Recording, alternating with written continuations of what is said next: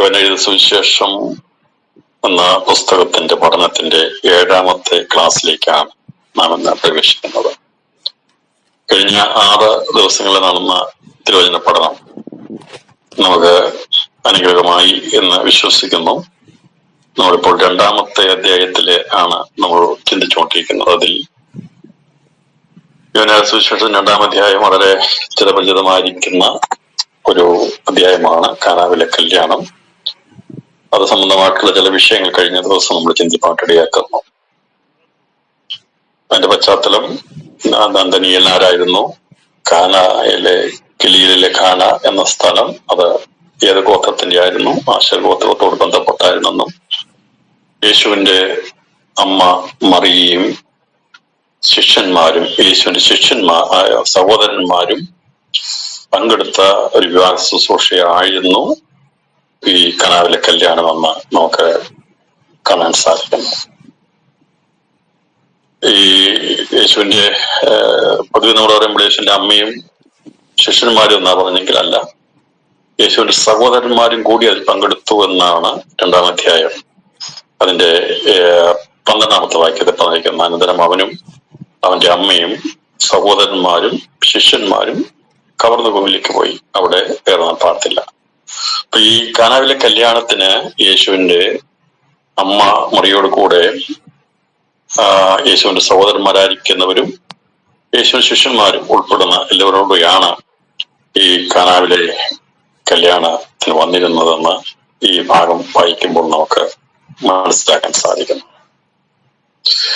ഇത് കല്യാണത്തോടുള്ള ബന്ധത്തിൽ എഴുതിയിരിക്കുന്നതല്ല, കല്യാണ സദ്യയോടുള്ള ബന്ധത്തിലുള്ള കാര്യമാണ് രേഖപ്പെടുത്തിയിരിക്കുന്നത്. പൊതുവെ നമ്മൾ പ്രസംഗിക്കുമ്പോൾ കല്യാണത്തോടുള്ള ബന്ധത്തിലാണെങ്കിൽ ഇവിടെ കല്യാണമല്ല ഇവിടുത്തെ പ്രസക്ത വിഷയം. യേശുക്രിസ്തുവിന്റെ കല്യാണ സദ്യയുടെ നിഴലാണ് കാനാവിലെ കല്യാണം എന്നുള്ളത് നമുക്ക് ഈ ഭാഗം വായിക്കുമ്പോൾ കാണാൻ സാധിക്കും. ഉൽപ്പത്തി പുസ്തകത്തിൽ ആദത്തിൽ നിന്ന് ഹവ്വയെ വേർതിരിച്ചതാണ് കുഞ്ഞാടിന്റെ കല്യാണത്തോടുള്ള ബന്ധത്തിൽ കല്യാണത്തിന് നിഴലായി നിൽക്കുന്നത്. അവിടെ ഏദനിൽ വെച്ച് ആദമിൽ നിന്ന് ഹവ്വയെ വേർതിരിച്ചവരെ ഒന്നാക്കി ചേർത്തുന്നത് വിവാഹത്തിന് നിഴലാണെങ്കിൽ, ഈ യേശുവിന്റെ അടയാളങ്ങളുള്ള ബന്ധത്തിൽ ദൈവം ചെയ്തത് ദൈവരാജ്യത്തോടുള്ള ബന്ധത്തിലുള്ള ശുശ്രൂഷയാണ് ദൈവം ചെയ്തത്. ഉൽപ്പത്തി പുസ്തകത്തിൽ ഹവ്വയെ വേർതിരിച്ചെടുക്കുന്നത് കല്യാണത്തിന്റെ നിഴലാണെങ്കിൽ, യേശു കുഞ്ഞാടിന്റെ കല്യാണത്തിന്റെ നിഴലാണെങ്കിൽ, പുതിയ നിയമത്തിൽ യേശു ദൈവരാജ്യം പ്രസംഗിച്ച് ദൈവരാജ്യത്തിന്റെ സ്ഥാപനത്തോടുള്ള ബന്ധത്തിലുള്ള വിഷയത്തോടുള്ള ബന്ധത്തിൽ കല്യാണ സദ്യയോടുള്ള ബന്ധത്തിലാണ് വിളിക്കുന്നത്. ദൈവരാജ്യത്തിൽ അതിനകത്ത് കിഴക്കെന്നും വടക്കെന്നും പടിഞ്ഞാറെന്നും അനേകരും വന്ന് അബ്രഹാമിനോടും ഇസ്ഹാക്കിനോടും യാക്കോബിനോടും കൂടെ പന്തിയിരിക്കും എന്നുള്ള പ്രവചനം നിവർത്തിക്കുന്ന സംഭവിക്കുന്നത് കർത്താവിന്റെ 2ാമത്തെ വരവിലാണ്. അപ്പോൾ കുഞ്ഞാടിന്റെ കല്യാണത്തോടുള്ള ബന്ധത്തിലല്ല ഇവിടെ നിഴലായി നിൽക്കുന്നത്. ഇവിടെ നിൽക്കുന്നത് കല്യാണ സ്വർഗാസുഖത്തിന് ശേഷമായി കുഞ്ഞാടും ക്രിസ്തുവും മണവാട്ടിയും കൂടി ഭൂമിയിലേക്ക് വരുമ്പോൾ നടക്കുന്ന ആ വിരുന്ന് ഈ ഭാഗം നമുക്കവിടെ കാണാൻ സാധിക്കുന്നത്. ആ ഒരു അർത്ഥത്തിൽ ഇതിനെ മനസ്സിലാക്കി എടുത്തെങ്കിലേ നമുക്ക് കൂടുതൽ കാര്യങ്ങൾ അർത്ഥം മനസ്സിലാക്കാൻ സാധിക്കത്തുള്ളൂ. അപ്പം കർത്താവിന്റെ ശുശ്രൂഷ ആരംഭിക്കുന്നത് ഒരു വീഞ്ഞിനോടുള്ള ബന്ധത്തിലാണ്. അതിന്റെ ശുശ്രൂഷ മരിക്കുന്നതിന് മുമ്പായി ശുശ്രൂഷ അവസാനിപ്പിക്കുന്നതും വീഞ്ഞിനോടുള്ള ബന്ധത്തിലാണ്. കർത്താവ് പറഞ്ഞു, ദൈവരാജ്യത്തിൽ നിവൃത്തിയാകുവോളവും മുന്തിരിയുള്ള അനുഭവത്തിൽ നിന്ന് ഒരു നാളും കുടിക്കുകയില്ല എന്ന് കർത്താവ് പറഞ്ഞത് കുറിച്ച് മത്തായി സുവിശേഷം 26-ാമത്തെ 27, മർക്കോസ് സുവിശേഷം 14-ാമത്തെ 24 എന്നുള്ള അധ്യായങ്ങളിൽ രേഖപ്പെടുത്തിയിട്ടുണ്ട്, ലൂക്കോസ് എഴുതിയിട്ടുണ്ട്. അപ്പോൾ കർത്താവ് അവിടെ അന്ത്യാത്താഴം കഴിക്കുന്നതിനുള്ള ബന്ധത്തിൽ അന്ന് കർത്താവ് ഇത് ഈ വീഞ്ഞിനുള്ള ബന്ധത്തിലുള്ള അനുഭവം നിർത്തിയതാണ്. ഇനി അത് പുതുതായി കുടിക്കുന്നത് അത് എന്നാണെന്നുള്ളത് വ്യക്തമായി പറഞ്ഞിരിക്കുന്നത് ഭൂമിയിൽ ദൈവരാജ്യം സ്ഥാപിതമാകുമ്പോഴാണ്. അപ്പോൾ ദൈവരാജ്യത്തിൽ എല്ലാവരുമുണ്ട്. ദൈവരാജ്യവും ദൈവസഭയും തമ്മിൽ വ്യത്യാസമുണ്ട്. അപ്പം ക്രിസ്തു പ്രസംഗിച്ചു തുടങ്ങിയത് ദൈവരാജ്യത്തെ കുറിച്ചാണ്. എന്നാൽ കർത്താവിന്റെ പറഞ്ഞു, ഞാൻ എന്റെ സഭയെ പണിയും, പാതാളഗോപുരം അതിനെ ജയിക്കരുത്. അപ്പോൾ ദൈവരാജ്യം എന്നാൽ അത് സഭയല്ല, ദൈവരാജ്യത്തിലുള്ളതാണ് പുതിയ നിയമസഭ. എന്നാൽ പുതിയ നിയമസഭയിലുള്ള എല്ലാവരും ദൈവരാജ്യത്തിലുള്ളവരാണ്. എന്നാൽ ദൈവരാജ്യത്തിലുള്ള എല്ലാവരും പുതിയ നിയമസഭയിലുള്ളതല്ല. എന്തുകൊണ്ട് ഞാൻ പറയാം, ദൈവരാജ്യത്തിൽ ഉള്ളവരാണ് പുതിയ നിയമസഭയിലുള്ളവര്. എന്നാൽ ദൈവരാജ്യത്തിലുള്ളവരെല്ലാവരും പുതിയ നിയമസഭയിലുള്ളവരല്ല. ദൈവരാജ്യത്തിന്റെ അകത്ത് പഴയ നിയമത്തിന്റെ പിതാക്കന്മാർ ഉൾപ്പെടെയുള്ള എല്ലാവരും ദൈവരാജ്യത്തിൽ ഉൾപ്പെടുന്നു. അതിൻ്റെ അകത്ത് ദൈവിക ആത്മാവായ ക്രിസ്തുവിന്റെ മണവാട്ടിയോടുള്ള ബന്ധത്തിൽ വളരെയധികം പ്രാധാന്യത ഉള്ളതാണ് മണവാട്ടി സഭ. അതേക്കുറിച്ച് ഒരു വീഞ്ഞ് വീട്ടിലേക്കുള്ള ഒരു അനുഭവത്തോടെയാണ് കർത്താവിന്റെ ശുശ്രൂഷ ആരംഭിക്കുന്നെങ്കിൽ ദൈവരാജ്യ സ്ഥാപിതമായി കർത്താവ് വീഞ്ഞ് വീടിന്റെ അനുഭവം ഈ ഭൂമിയിൽ തന്നെ ഉണ്ടാക്കിയെടുക്കും. അതിന് ഇപ്പൊ 2000 വർഷം കഴിഞ്ഞു. ഈ ഭൂമിയെ ദൈവം ഭരിക്കാൻ വേണ്ടി വരുമ്പോൾ അതിവിടെ അക്ഷരീയമായിട്ട് നടക്കും എന്നുള്ളത് നമുക്കവിടെ കാണാൻ സാധിക്കുന്നു. അപ്പോൾ അന്ന് യേശുവിനെ ക്ഷണിക്കപ്പെട്ട ക്ഷണിതാവായിട്ടാണ് വീഞ്ഞ് വീട്ടിൽ കർത്താവ് ചെന്നതെങ്കിൽ, കർത്താവ് 2000 വരവെങ്കിൽ യേശു കർത്താവ് ക്ഷണിതാവല്ല, ക്ഷണിക്കപ്പെട്ടവനായിട്ട് ചെല്ലുകയല്ല, അവൻ ആതിഥേയത്വം കൊടുക്കുന്നവനാണ്. അവന്റെ വിവാഹമാണ്. ആ വിവാഹത്തെക്കുറിച്ച് ഉള്ള ഒരു വിവാഹ സദ്യയെക്കുറിച്ചുള്ള ഒരു നിഴലായിരിക്കുന്ന വിശദീകരണമാണ് അടയാളങ്ങളുടെ ആരംഭമായിട്ട് ഈ പുസ്തകത്തിൽ രേഖപ്പെടുത്തിയിരിക്കുന്നത്. അതിന്റെ പ്രത്യേകത നമ്മൾ ചിന്തിക്കുമ്പോൾ, വീഞ്ഞ് വീടിനെ കുറിച്ച് ചിന്തിക്കുമ്പോൾ അത് സ്നേഹത്തിന്റെ നിദാനം കൂടിയാണ്, സ്നേഹമാണ്. സംഗീതം 2-ാം അധ്യായം അതിന്റെ 4-ാമത്തെ വാക്യത്തിൽ ഇങ്ങനെ പറഞ്ഞിരിക്കുന്ന, അവൻ എന്നെ വീഞ്ഞ് വീട്ടിലേക്ക് കൂട്ടിക്കൊണ്ടു ചെന്നു, എന്റെ മീതെ അവൻ പിടിച്ചിരുന്ന കൊടി സ്നേഹമായിരുന്നു. അപ്പോൾ സ്നേഹമില്ലാത്ത ഒരുപാട് സദ്യകൾ ലോകത്തിൽ നടന്നു. അതിനു മുമ്പ് ഒരുപാട് വിവാഹങ്ങൾ നടന്നിട്ടുണ്ട്, ഇപ്പോഴും നടക്കുന്നുണ്ട്. എന്നാൽ അവിടെയൊന്നും യഥാർത്ഥമായ സ്നേഹമില്ലായിരുന്നു. എന്നാൽ സ്നേഹത്തിന്റെ ദൈവം ലോകത്തിൽ വന്നപ്പോൾ അവൻ സ്നേഹം പ്രദർശിപ്പിച്ചു. അവൻ എന്നെ വീഞ്ഞ് വീട്ടിലേക്ക് കൂട്ടിക്കൊണ്ടു ചെന്നു. അപ്പൊ വീഞ്ഞ് വീടിന്റെ പ്രത്യേകത അത് സ്നേഹത്തിന്റെ വീടാണ്, സ്നേഹത്തിന്റെ സന്ദർഭമാണ്. എന്റെ മീതെ അവൻ പിടിച്ചിരുന്ന കൊടി സ്നേഹമായിരുന്നു. അപ്പൊ ക്രിസ്തുവിന്റെ സ്നേഹത്തെ പ്രദർശിപ്പിക്കുന്നതാണ് ആദ്യത്തെ അടയാളം. അത് ക്രിസ്തുവിന്റെ സ്നേഹത്തിൽ അത് പൂർത്തീകരിക്കപ്പെടുകയും ചെയ്യും. അതാണ് ഈ അടയാളങ്ങളുടെ ആരംഭമായിട്ട് കർത്താവ് ചെയ്തത്. എന്തുകൊണ്ടാണ് ഈ വെള്ളത്തെ വീഞ്ഞാക്കി ദൈവം കൊടുത്തത്, അടയാളങ്ങളുടെ ആരംഭമായി നടത്തുക എന്ന് ചോദിക്കുമ്പോൾ, ഇതിന്റെ പിമ്പിൽ മറഞ്ഞിരിക്കുന്നത് ദൈവസ്നേഹത്തെ ദൈവം പ്രദർശിപ്പിച്ചു. അപ്പോൾ അവിടെ വെള്ളത്തെ വീഞ്ഞാക്കി ദൈവം കൊടുത്തിട്ട് അതിനെ നിഴലായിട്ട് നിൽക്കുമ്പോൾ അത് കുഞ്ഞാന്റെ കല്യാണ സദ്യയിൽ അത് പൊരുളായിത്തീരും. അപ്പോൾ ഈ കല്യാണ സദ്യയോടുള്ള ബന്ധത്തിൽ ഉള്ള ഒരു നിഴലായിട്ട് നിൽക്കുമ്പോൾ യഥാർത്ഥമായിട്ടുള്ള ഒരു വീഞ്ഞ് വീട്ടിൽ ശുദ്ധീകരണം ഉണ്ടായിരിക്കണം. സ്നേഹമുണ്ടെങ്കിൽ ശുദ്ധീകരണം ഉണ്ടായിരിക്കണം.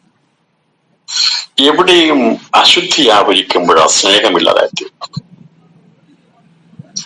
എന്നാൽ ശുദ്ധീകരണമുണ്ടോ, നമുക്ക് ദൈവത്തോട് ബന്ധമുണ്ടെങ്കിൽ അതിൻ്റെ ഇടയിൽ അവിടെ സന്തോഷവും സ്നേഹവും ഉണ്ടായിരിക്കും. സ്നേഹത്തിന്റെ ഭവനങ്ങളായി മാറുന്നത് വലിയ സമ്പാദ്യമുള്ള എല്ലാം നിറഞ്ഞിരിക്കുന്ന ഒരു അനുഭവത്തിലല്ല സ്നേഹത്തിന്റെ വെളിപ്പെടുത്തലുള്ളത്. സ്നേഹം എന്നുള്ളത് ശുദ്ധീകരണമുള്ളത്, വിശുദ്ധിയുള്ളത് എവിടെയുണ്ടോ അവിടെ സ്നേഹം. ഇപ്പോൾ കർത്താവ് ഉള്ള ബന്ധത്തിൽ അവനെ വീഞ്ഞ് വീട്ടിലേക്ക് കൂട്ടിക്കൊണ്ട് ചെന്നു. എന്റെ മീതെ അവൻ പിടിച്ചിരുന്ന കൊടി സ്നേഹമായിരുന്നു.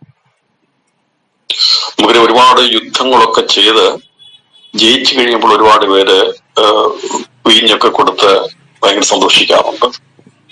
എന്നാൽ യേശുവിന്റെ സ്നേഹത്തിന്റെ പ്രദർശനമായിരുന്നു, അതിന്റെ ആരംഭമായിരുന്നു ഈ കാനാവിലെ കല്യാണ വീട്. അതിനുള്ള ബന്ധത്തിലാണ് ഇവിടെ പറഞ്ഞ. കാരണം ഇതിന് 2-3 അർത്ഥതലങ്ങളുണ്ട്. ഇവിടെ സ്നേഹത്തിന്റെ ഭവനമായി യേശുവിടെ ഉള്ളതുകൊണ്ട്, അവനവിടെ ആ വീട്ടിലുണ്ടായിരുന്നത് കൊണ്ട് അവരുടെ മീതെ ദൈവത്തിന്റെ സ്നേഹം വ്യാപരിപ്പാൻ ഇടയാത്തീർന്നു. അവിടെ പ്രതിസന്ധിയിൽ, വിഷമതകളിൽ, ഇല്ലായ്മകളിൽ സ്നേഹിക്കുന്ന ദൈവമുണ്ടെങ്കിൽ ഏത് വിഷയങ്ങൾ പരിഹരിക്കപ്പെടുവാടേ. ദൈവത്തെ സ്നേഹിക്കുന്നവർക്ക് വേണ്ടി ദൈവം ചെയ്യുന്നത് ഒരു കണ്ണ് കണ്ടിട്ടില്ല, ഒരു ചെവി കേട്ടിട്ടില്ല, ഒരു മനുഷ്യന്റെ ഹൃദയത്തിൽ തോന്നിയിട്ടുമില്ല. ദൈവത്തെ സ്നേഹിക്കുന്ന കുടുംബമാണെങ്കിൽ, ദൈവത്തെ സ്നേഹിക്കുന്നവരാണെങ്കിൽ നിശ്ചയമായിട്ടും നമ്മുടെ മീതെ ഒരു സ്നേഹത്തിന്റെ കൊടിയുണ്ട്. ദൈവസ്നേഹത്തിന്റെ കൊടി ഉണ്ടെങ്കിൽ അത് താഴ്ത്തിക്കെട്ടാൻ ഒരു ശക്തിക്കും കഴിയത്തില്ല. ഈ കാനാവിലെ കല്യാണ വീട്ടിൽ യേശു ക്രിസ്തു ആകുന്ന സ്നേഹത്തിന്റെ കൊടി ഉയർന്നു പറന്നിരുന്നു.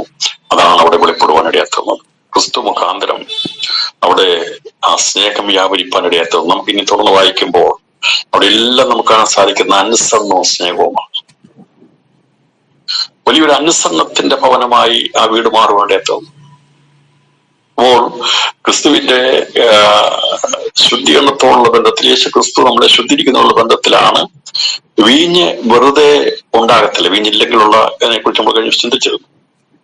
അപ്പോൾ കർത്താവ് പറഞ്ഞു, ഇത് അവസാനമായിട്ട് കർത്താവ് ശിഷ്യന്മാർക്ക് വീഞ്ഞ് എടുത്ത് കൊടുക്കുമ്പോൾ, പാനപാത്രം കൊടുക്കുമ്പോൾ പറഞ്ഞു, ഇതെന്റെ പുതിയ നിയമത്തിന്റെ രക്തമാണ്. അപ്പോൾ പുതിയ നിയമം സ്ഥാപിക്കുന്നവന് മാത്രമേ പുതുവീഞ്ഞുണ്ടാക്കാൻ കഴിയത്തുള്ളൂ. 6 കൽപ്പരണികൾ കാണിക്കുന്നത് ലോകത്തിലുള്ള സകല മനുഷ്യവർഗത്തെയും കാണിക്കുകയാണ്.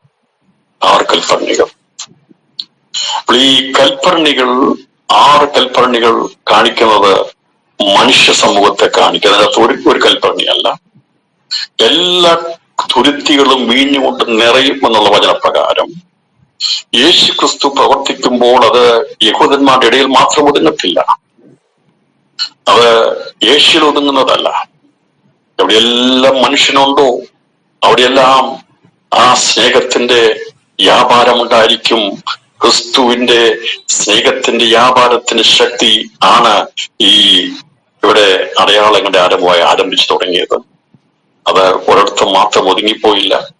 6 കൽപാത്രങ്ങളിലെ എല്ലാ കൽപാത്രങ്ങളിലെ വെള്ളവും അത് വീഞ്ഞായി തീരുവാൻ ഇടയാറ്റിരുന്നെങ്കിൽ ഇത് കാണിക്കുന്നത് സകല ഭാഷകളെന്നും വംശങ്ങളെന്നും ഗോത്രങ്ങളെന്നും ജാതികളെന്നും വിലയ്ക്ക് വാങ്ങിയ യേശു ക്രിസ്തുവിന്റെ സഭയെയും ദൈവരാജ്യത്തെയുമാണ് ഇവിടെ വെളിപ്പെടുത്തിയിരിക്കുന്നത്. ഇതാണ് ഈ 6 കൽപാത്രങ്ങൾ. 6 മനുഷ്യർത്തിലാണ് കാണിക്കുന്നത്. 6 കൽപാത്രങ്ങൾ അവിടെ വെച്ചിരിക്കുന്നത് 2-3 പറവീതം കൊള്ളുന്ന 6 കൽപാത്രം ഉണ്ടായിരുന്നു. ഈ കൽപാത്രങ്ങൾ ശുദ്ധീകരണത്തോടുള്ള ബന്ധത്തിലാണ് വെച്ചിരിക്കുന്നത്. മറ്റുള്ളവരെ, അവിടെ വരുന്നവരെ ശുദ്ധീകരിക്കുക എന്നുള്ള, ഈ കല്യാണ വീട്ടിലേക്ക് പ്രവേശിക്കണമെങ്കിൽ, വീഞ്ഞു വീട്ടിലേക്ക് ചെല്ലണമെങ്കിൽ യഹൂദരുടെ നിയമം അനുസരിച്ച് ശുദ്ധീകരണം പ്രാപിച്ചു വേണം കയറാനായിട്ട്. അവർക്ക് കൈ കഴുകണം, കാല് കഴുകണം, അങ്ങനെയുള്ള ശുദ്ധീകരണ നിയമങ്ങളാണ്. നമ്മുടെയൊക്കെ കല്യാണത്തിന്റെ ഇപ്പം ശബ്ദം ഓർക്കുമ്പോൾ അത് കൈ കഴുകൊന്നും വേണം, നമ്മൾ കയറിയിരിക്കും. അത് വേറൊരു കാര്യം. പക്ഷെ എന്നാൽ യഹൂദനെ കയറിയിരിക്കാൻ പറ്റത്തില്ല. കൈ കഴിയിലും അവിടെ ഇവിടെയൊന്നും കുഴപ്പമില്ല. നമുക്ക് അങ്ങനെ പ്രത്യേക നിയമങ്ങളൊന്നും ഇല്ല. ഭക്ഷണം കഴിക്കുമ്പോൾ മുമ്പ് കൈ കഴുകണമെന്നൊക്കെയുള്ള പ്രമാണം ദൈവം കൊടുത്തിട്ടുണ്ട്. പക്ഷെ ഞാൻ പറഞ്ഞത് പൊതുവിൽ അങ്ങനെയുള്ള നിയമം അവിടെ ഉണ്ട്, അത് ചെയ്തേ പറ്റുള്ളൂ. ആ നിയമത്തിനനുസരിച്ച് വേണം കഴി ശുദ്ധീകരണ നിയമം എന്താ എനിക്കറിയത്തില്ല. ഏതായാലും ഇവരുടെ പ്രത്യേകത അനുസരിച്ച് എവിടെ നിന്ന് പോയിട്ട് വന്നാൽ കൈ കഴുകാതെ കാല് കഴുകാതെ ഒന്നും വീട്ടിൽ കയറത്തില്ല. അങ്ങനെയാണെങ്കിൽ പ്രത്യേകിച്ച് ഈ സദ്യയൊക്കെ ചെല്ലുമ്പോൾ എത്ര അധികം ശുദ്ധിയോടെ കയറി ചെല്ലുമ്പോൾ. കാരണം ഇതൊക്കെ രോഗങ്ങൾ വരാതിരിക്കാനുള്ള ഒരു കരുതൽ നടപടിയാണ് അവർ കൊടുത്തിരുന്നത്. കൈകാലുകൾ കഴിയുവാണ് വീട്ടിൽ കയറണമെന്ന് പറഞ്ഞിരുന്നത്. അന്ന് അവർക്ക് നിയമമായിട്ട് കൊടുത്തിരുന്നത്, നമുക്കറിയാം, കോവിഡ് വന്ന സമയത്ത് നമ്മളൊക്കെ വെളിയിറങ്ങി കൈയും കാലും ഒക്കെ കഴുകി സാനിറ്റൈസർ ഒക്കെ പറ്റി വീട്ടിൽ കയറുണ്ടായിരുന്നു. അപ്പൊ അത് ശുദ്ധീകരണം എന്ന് പറഞ്ഞാൽ ഒരർത്ഥം രോഗങ്ങൾ, പകർച്ചവ്യാധികൾ വരാതിരിക്കാൻ വേണ്ടി വെളിയിൽ നിന്ന് പോയിട്ട് ഇപ്പോൾ ചെയ്യുന്ന കാര്യമാണെങ്കിൽ ഇങ്ങനെ ഈ സദ്യക്ക് പ്രവേശിക്കുമ്പോൾ പലയിടത്ത് വരുന്ന ആൾക്കാർ അപ്പം കൈയും കാലും ഒക്കെ കഴുകി ശുദ്ധിയായിട്ടുള്ളതായിട്ട് വേണം അകത്ത് കയറാൻ ഉള്ള ശുദ്ധീകരണം. അപ്പൊ അതായിരുന്നു പുറമെയുള്ള ശുദ്ധീകരണമായിരുന്നു. ഈ യേശു ക്രിസ്തു കാണിച്ചത് അവിടെ കുഞ്ഞാടിന്റെ രക്തം കൊണ്ടുള്ള ശുദ്ധീകരണം, കൽപാത്രങ്ങളെ വീഞ്ഞ് നിറയുന്ന ആത്മീയ തുരുത്തികളാക്കി മാറ്റുവാൻ വേണ്ടി യേശു ലോകത്തിൽ വന്നു. സന്തോഷമില്ലാത്ത, നിലവിളി മാത്രം ഉയരുന്ന, അതെ, ആനന്ദം പോയിരുന്ന ഒരു കാലഘട്ടത്തിൽ ദൈവരാജ്യം സ്ഥാപിക്കാൻ വേണ്ടി, ദൈവരാജ്യത്തിന്റെ സന്ദേശം അറിയിക്കാൻ വേണ്ടി യേശു വന്നപ്പോൾ അവൻ പ്രദർശിപ്പിച്ചത് സ്നേഹമായിരുന്നു. ദൈവസ്നേഹത്തിന്റെ ശക്തിയാണ് കാനാവിലെ കല്യാണ വീട്ടിൽ അന്ന് വ്യാപരിപ്പാനിടയാത്തുന്നത്. അവിടെ ഈ കൽപാത്രങ്ങൾ, 6 കൽപാത്രങ്ങൾ വെച്ചിരുന്നു. ഈ കൽപാത്രങ്ങൾ അങ്ങനെ ഇരിക്കുമ്പോൾ പറഞ്ഞാൽ ഇവർ വരുമ്പോൾ ഉള്ള ആ ശുദ്ധീകരണത്തിന് വേണ്ടിയാണ് ഈ കൽപാത്രം. അവിടെ അനുസരണം, യേശു ക്രിസ്തു എവിടെയുണ്ടോ അവിടെയെല്ലാം അനുസരണത്തിന്റെയും സ്നേഹത്തിന്റെയും അനുഗ്രഹത്തിന്റെയും ഭവനമായിരിക്കും. ഇവിടെ യേശുവിന്റെ അമ്മ വന്ന് പറഞ്ഞപ്പോൾ കഴിഞ്ഞ ദിവസം പറഞ്ഞത്, എനിക്ക് നിങ്ങൾക്ക് തമ്മിൽ എന്തെന്ന് പറഞ്ഞ് അവരൊരു യേശു അമ്മയെ ആയ മറിയെ ഒരിക്കലും താഴ്ത്തി കെട്ടുകയോ അങ്ങനല്ല പറഞ്ഞത്. അത് പിതാവാം ദൈവത്തിന്റെ സമയം അടുത്തെങ്കിൽ ഞാൻ ഇത് ചെയ്യും എന്നുള്ളതാണ്. യേശു ക്രിസ്തുവിന്റെ സമയം, അതേക്കുറിച്ചാണ് ഇവിടെ പറയുന്നത്. എനിക്ക് നിനക്ക് തമ്മിൽ എന്തെന്ന് പറഞ്ഞതിന്റെ അർത്ഥം സ്വർഗീയ പിതാവ് എപ്പോൾ പറഞ്ഞാലും അത് ചെയ്യാമെന്നുള്ളതാണ് അവിടെ ഈ യേശു അമ്മയോട് പറഞ്ഞു. അതനുസരിച്ച് യേശുവിന്റെ അമ്മയ്ക്കറിയാമായിരുന്നു ക്രിസ്തുവിന്റെ സമയം ആരംഭിച്ചു. അവനെ കുറിച്ചുള്ള സ്തുതി മനസ്സിലായി. അവൻ യോഹന്നാന്റെ കൈക്കീഴിൽ സ്നാനപ്പെട്ടു, ആത്മാവിൽ നിറഞ്ഞവനായി ദൈവത്തിനാണെന്നൊക്കെയുള്ള സന്ദേശങ്ങൾ മറിയയുടെ ഉള്ളിൽ ഗ്രഹിച്ചിട്ടുണ്ടായിരുന്നു. ദൂതന്മാർ പറഞ്ഞതും സംഭവിച്ച എല്ലാ കാര്യങ്ങളും മനസ്സിൽ ഗ്രഹിച്ചാണ് യേശുവിനെ മറിയെ കണ്ടുകൊണ്ടിരുന്നത്. അപ്പോൾ യേശുവിന്റെ സമയമായി എന്നുള്ളത്, ആരംഭിക്കാനുള്ള സമയമായെന്നുള്ളത് മറിയക്കറിയാമായിരുന്നു. അതുകൊണ്ടാണ് കർത്താവ് പറഞ്ഞത്, പിതാവിന്റെ സമയമാണെങ്കിൽ അത് ഇവിടെ തന്നെ ആരംഭിക്കും എന്നുള്ള രീതിയിലാണ് പറഞ്ഞത്. അപ്പോൾ യേശുവിന്റെ അമ്മ വെളിയിൽ പോയി പറഞ്ഞു. ഈ വേലക്കാരോട് പറയാണ്, അവിടുത്തെ ജോലിക്കാരോട് പറയുക, ശുശ്രൂഷക്കാരോട് അവൻ നിങ്ങളോട് എന്തെങ്കിലും കൽപ്പിച്ചാൽ അത് ചെയ്യുവീ എന്ന് പറഞ്ഞു. ശുശ്രൂഷക്കാരോട് അവൻ നിങ്ങളോട് എന്തെങ്കിലും കൽപ്പിച്ചാൽ അത് ചെയ്യുവീ എന്ന് പറഞ്ഞു. അപ്പോൾ എന്താണ് യേശു കൽപ്പിക്കുന്നുള്ളത് ആർക്കും അറിയത്തില്ല. ഞാൻ വിചാരിക്കുന്നത് കർത്താവ് നിൽക്കുന്നത് ഈ കൽപ്പണികൾ ഉള്ള സ്ഥലത്താണ് നിൽക്കുന്നത്. അപ്പോൾ അകത്തുണ്ടായിരുന്ന മറിയ വെളിയിൽ വന്നു. അകത്തെ കലവറ തീർന്ന് ശൂന്യമായി. ഈ വീഞ്ഞ് സൂക്ഷിക്കുന്ന നിലവറകളുണ്ട്. ദിനവൃത്താന്ത പുസ്തകം 1:27 മുന്തിരിത്തോട്ടത്തിന് അനുഭവം സൂക്ഷിക്കുന്ന നിലവറകളുണ്ട്. അപ്പൊ ആ നിലവറയും തീർന്നു, എല്ലാം തീർന്നു, എല്ലാം ശൂന്യമായി. ഒരിടത്തും നമുക്കറിയാമല്ലോ, ഈ അകത്ത് സാധനങ്ങൾ തീർന്നുകൊണ്ടിരിക്കുമ്പോൾ ഉത്തരവാദപ്പെട്ടവർ അതിൻ്റെതായിട്ടുള്ള രീതിയിൽ അന്വേഷിക്കും. എവിടെയെങ്കിലും മാറ്റിവെച്ചിട്ടുണ്ടോ, എവിടെയെങ്കിലും ഉണ്ടോ എന്നുള്ള അന്വേഷണം വരും. ഇവരന്വേഷിച്ച് നോക്കി, എവിടെയെങ്കിലും വീഞ്ഞിരിപ്പുണ്ടോ, അറിയാതെയോ മാറ്റിവെച്ചിട്ടുണ്ടോ എന്നൊക്കെ നോക്കിയപ്പോൾ അവിടെ ഒന്ന് കാണുന്നില്ല. ഞാൻ പറഞ്ഞല്ലോ, ഇത് ദൈവത്തിന്റെ മഹത്വം ആയതുകൊണ്ട് അതവിടെ ശൂന്യത വർണ്ണമായിരുന്നു, അവിടെ ഇല്ലായ്മ വർണ്ണമായിരുന്നു. അത് ദൈവത്താൽ സംഭവിച്ചു. അവിടെ കുറവ് കൊണ്ടോ കരുതില്ലായ്മ കൊണ്ടോ ഒന്നും സംഭവിച്ചല്ല. അവര് ആശർ ഗോത്രക്കാരാണ്. രാജകീയ സാധുഭോജനം നൽകുന്ന, നല്ല ആതിഥേയത്വ മര്യാദയുള്ള, അത് ചെയ്തു പോരുന്ന രാജകീയ സാധുഭോജനം നൽകുന്ന ഒരു ഒരു ഗോത്രമാണ് ആശർ ഗോത്രം. അപ്പോൾ അവിടെ ഇല്ലായ്മ വന്നതിന്റെ പ്രധാന കാരണം അവിടെ സൂക്ഷിപ്പില്ലായ്മ കൊണ്ടോ ഒന്നുമല്ല. അവരത് കഴിയാവുന്നതെല്ലാം ചെയ്തു വെച്ചിരുന്നെങ്കിലും ഈ അവർ വെച്ചിരുന്നെല്ലാം ശൂന്യമായി തീർന്നുപോയി. അത് തീരാൻ കാരണം ഞാൻ പറഞ്ഞല്ലോ, ദൈവത്തിന്റെ മഹത്വം വെളിപ്പെടുത്താൻ ഇല്ല. രാത്രിയിലും നമ്മൾ എല്ലാം കരുതി വെക്കാറുണ്ട്, പക്ഷെ ചിലപ്പോൾ ശൂന്യമായി പോകും, കാണത്തില്ല. അതെ, ദൈവത്തിന്റെ മഹത്വം അതിൽ വെളിപ്പെടുത്താൻ വേണ്ടിയാ. ഭാഗത്തുള്ള ബന്ധത്തിൽ, കുഞ്ഞുങ്ങളുടെ പഠനത്തോടുള്ള ബന്ധത്തിൽ, മറ്റു ജോലിയുള്ള ബന്ധത്തിലൊക്കെ നമ്മൾ കരുതി വെക്കും. പക്ഷേ സമയം വരുമ്പോൾ ഒന്നും തികയത്തില്ല. അതൊക്കെ മാറിപ്പോകുമ്പോൾ നമ്മുടെ കുറവുകൊണ്ടല്ല, ഞാൻ പറഞ്ഞല്ലോ, കരുതാൻ പറ്റുന്നത്രയും കരുതി വെച്ചു. പക്ഷെ അത് എല്ലാം തികയാതെ വരുമ്പോൾ നാം ആശ്രയിക്കുന്നത് നമുക്കറിയാം. ദൈവത്തിന് മഹത്വം വെളിപ്പെടുത്താൻ വേണ്ടിയ ചില ശൂന്യതകൾ നമ്മുടെ ജീവിതത്തിൽ വരുന്നത്. ദൈവം സ്നേഹിച്ചിരുന്ന നദീലിന്റെ വീട്ടിൽ ഈ ശൂന്യത വന്നത് അവന്റെ അകത്തുണ്ടായിരുന്ന ആ വീഞ്ഞിന് കുറവ് സംഭവിച്ചതിന്റെ കാരണം അത് ദൈവികമായ ദൈവ പദ്ധതിയായിരുന്നു.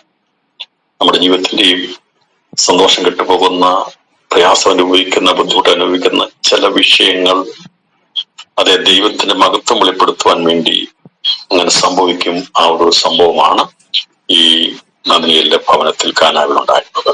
അവിടെ ഉണ്ടായിരുന്ന ശുശ്രൂഷക്കാര് അവരുടെ മെയിൻ ജോലി എന്ന് പറയുമ്പോൾ അത് എന്തൊക്കെയാണെന്നുള്ളത് ഓരോരുത്തർക്കും ഓരോ ഡ്യൂട്ടിയാണ് കൊടുത്തിരിക്കുന്നത്. ഞാൻ വിചാരിക്കുന്നത് ഈ ശുശ്രൂഷക്കാരുടെ മെയിൻ ജോലി ആൾക്കാർ വരുന്ന അനുസരിച്ച് കാലുകൾ കഴുകി ശുദ്ധീകരണം പ്രാപിച്ചു പോകും, വെള്ളം കുറയും. ഇവരുടെ ദൗത്യം വെള്ളം കോരി നിറയ്ക്കുക എന്നുള്ളതാണ്. കല്യാണ വീട്ടിലെ വെള്ളത്തിന്റെ ഓരോ സെക്ഷൻ ഓരോരുത്തർക്കും ഡ്യൂട്ടി. നമുക്കറിയാമല്ലോ, നമ്മൾ ഒരു കല്യാണത്തിൽ ചെല്ലുമ്പോൾ ആദ്യം കൊടുക്കുന്നത് അവര് ജ്യൂസോ കാര്യങ്ങളൊക്കെ കൊടുക്കും. അതിനുശേഷമായിട്ട് പിന്നീട് അടുത്ത പരിപാടിക്ക് വേണ്ടി അകത്ത് പോകും. ഓരോന്നും ഓരോ ഓരോ ഓരോ ടീമായിട്ടാണ് ചെയ്യുന്നത്. ഈ ശുശ്രൂഷക്കാരുടെ പ്രധാന ദൗത്യം, ആദ്യത്തെ ദൗത്യം വരുന്നവർക്ക് ശുദ്ധീകരണ നിയമപ്രകാരമുള്ള കാല് കഴുകുവാനുള്ള അല്ലെങ്കിൽ അവരുടെ ശരീരശുദ്ധിക്ക് വേണ്ടിയ വെള്ളം കോരി ഒഴിക്കുക എന്നുള്ളതാണ് അവരുടെ ദൗത്യം. എന്നാൽ ആ കാര്യം ചെയ്തുകൊണ്ട് ഇവരൊന്ന് വിശ്രമിക്കുക. ആ സമയം കഴിഞ്ഞ് വരാനുള്ളതെല്ലാം വന്ന് കല്യാണശാലയിൽ പ്രവേശിച്ചു. ഈ കൽത്തൊട്ടികൾ ഇപ്പോൾ നിറഞ്ഞിട്ടില്ല, നിറയ്ക്കേണ്ട ആവശ്യമില്ല. വീട്ടിൽ ഇനി ആ കൽപ്പണിക്കകത്ത് വെള്ളം അവിടെ നിറയ്ക്കേണ്ട ആവശ്യമില്ല. കാരണം വരാനുള്ളതെല്ലാം വന്നു. ശുദ്ധീകരണത്തിൽ കഴിച്ചവര് അകത്ത് കയറി കല്യാണത്തിന്റെ സദ്യ നടന്നുകൊണ്ടിരിക്കുക. അപ്പോൾ പിന്നീട് ഈ കൽപ്പണി കൊണ്ട് പ്രയോജനമില്ല. ആ ഒരു വിവാഹ വിരുന്നിന് അവിടുത്തെ അന്നത്തെ സന്ദർഭത്തില് പിന്നീട് അതിനകത്ത് വെള്ളം നിറയ്ക്കേണ്ട ആവശ്യകതയില്ല. അപ്പോൾ ഈ ആവശ്യകത ഇല്ലാത്ത സ്ഥാനത്ത് സന്ദർഭം മനസ്സിലായി വിചാരിക്കുന്നു. ശുദ്ധീകരണത്തിന് വേണ്ടി വെച്ചിരുന്ന കൽപ്പരണികൾ കൈ കഴുകാൻ വെച്ചിരുന്ന വെള്ളമല്ല, ആഗ്രഹം കഴിച്ചിട്ട് വെച്ചതല്ല, അത് വേറെ സ്ഥലമുണ്ട്. ഇത് വരുമ്പോൾ അവർക്ക് ശുദ്ധീകരണം വരുത്തി വിരുന്നുശാലയിൽ പ്രവേശിക്കാവുന്നതാണ്. അതിനുശേഷമായിട്ട് അതിന്റെ സ്ഥാനം, കൽപ്പരണിക്കവിടെ സ്ഥാനമൊന്നുമില്ല. സ്ഥാനമുണ്ടെന്ന് വെച്ചാൽ അടുത്ത വിരുന്ന് വീട്ടിൽ എവിടെയാണോ അവിടെ നിന്ന് കൊണ്ടുവയ്ക്കും. അതാണ് എന്റെ പ്രധാന ഉദ്ദേശം. മറ്റൊരു കാര്യങ്ങളല്ല. ഈ കൽപാത്രങ്ങൾ അതിന്റെ ഉപയോഗം വരുന്നത് സദ്യ തുടങ്ങുന്നതിന് മുമ്പാണ്. ഈ ശുശ്രൂഷക്കാർ ഒരിക്കലും പ്രതീക്ഷിക്കാത്ത ഒരു കാര്യമാണ് യേശു കൽപ്പിച്ചത്. കേൾക്കുന്ന പ്രിയപ്പെട്ടവരെ, നമ്മള് വിചാരിക്കുന്ന പോലെ അല്ല ദൈവപ്രവൃത്തി. നാം ചിന്തിക്കുന്നത് പോലല്ല ദൈവം പ്രവർത്തിക്കുന്നത്. എവിടെയാണോ നാം വിചാരിക്കുന്നത് മതി, ഇനി അവിടെ വേണ്ട, ഇനി അത് തീർന്നല്ലോ, ഇനി അതിന്റെ ആവശ്യമില്ലല്ലോ എന്ന് വിചാരിക്കുമ്പോൾ കർത്താവ് നാം വേണ്ട എന്ന് വിചാരിച്ച് വെച്ചിരിക്കുന്ന വിഷയത്തെ ദൈവം ആരംഭപ്പെടും. ഇവിടെ സംഭവിച്ചതുകൊണ്ടാണ് യേശുവിന്റെ അമ്മ പറഞ്ഞത്, അവൻ എന്തെങ്കിലും കൽപ്പിച്ചാൽ നിങ്ങൾ ഒരു മടിയും കൂടാതെ ചെയ്യണം.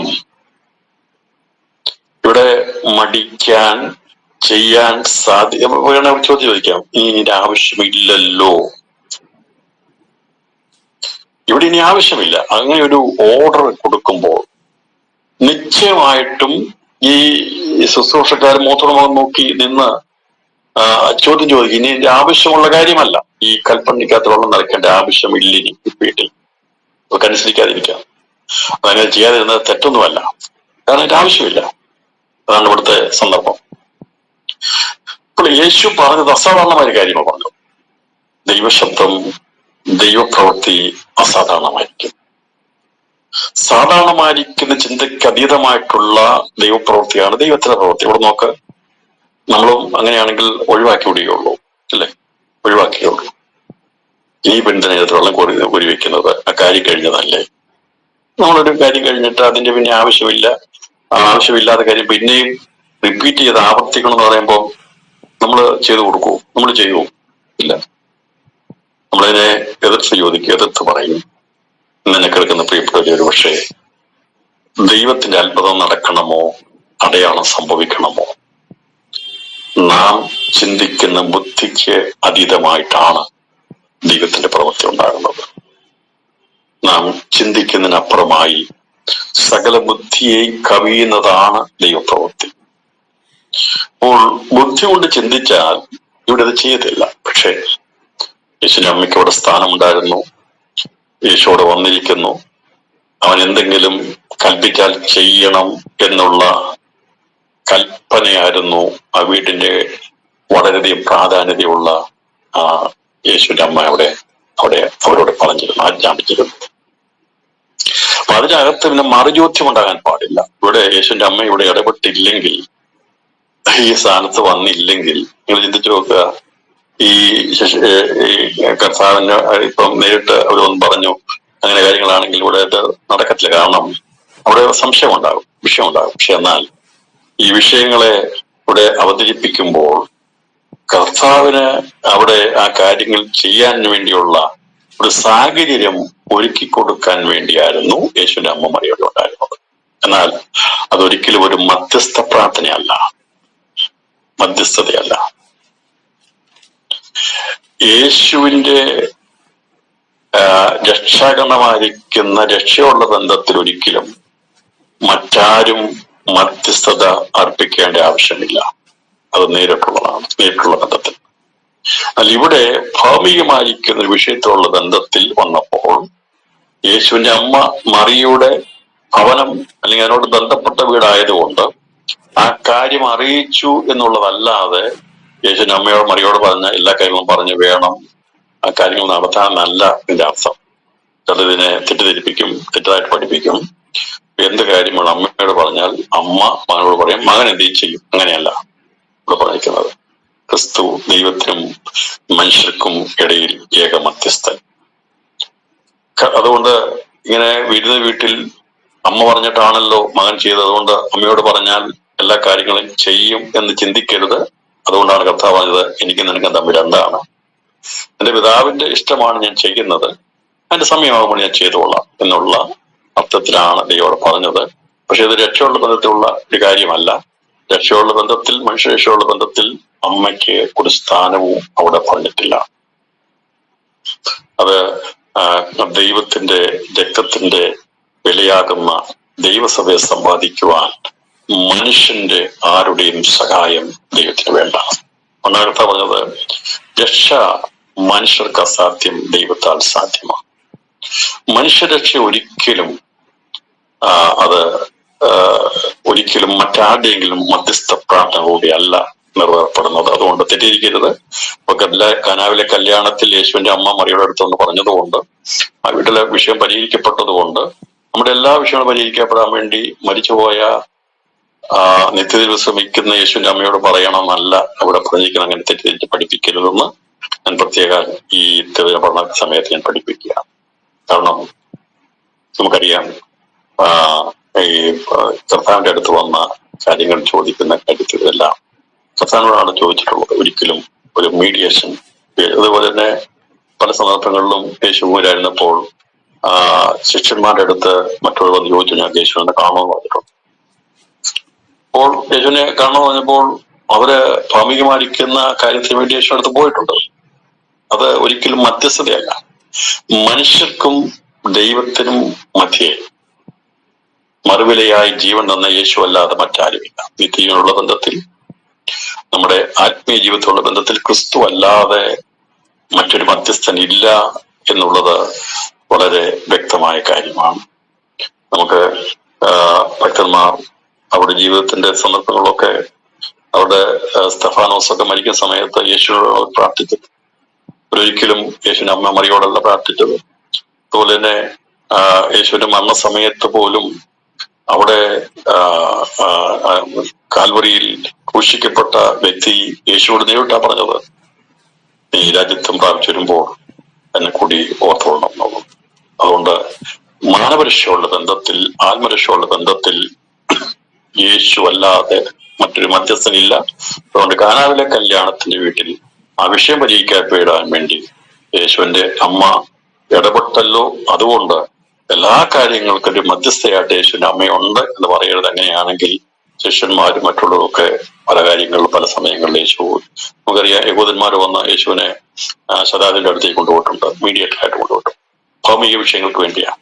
അതുകൊണ്ട് ഭൗമിക വിഷയങ്ങളെ ഒരിക്കലും ആത്മീയ വിഷയങ്ങളുമായിട്ട് കൂട്ടിക്കുഴയ്ക്കരുത് എന്നുള്ളത് ഇന്ന് രാത്രി ഈ പഠനത്തോട് ബന്ധത്തിൽ ഞാൻ പറയാം.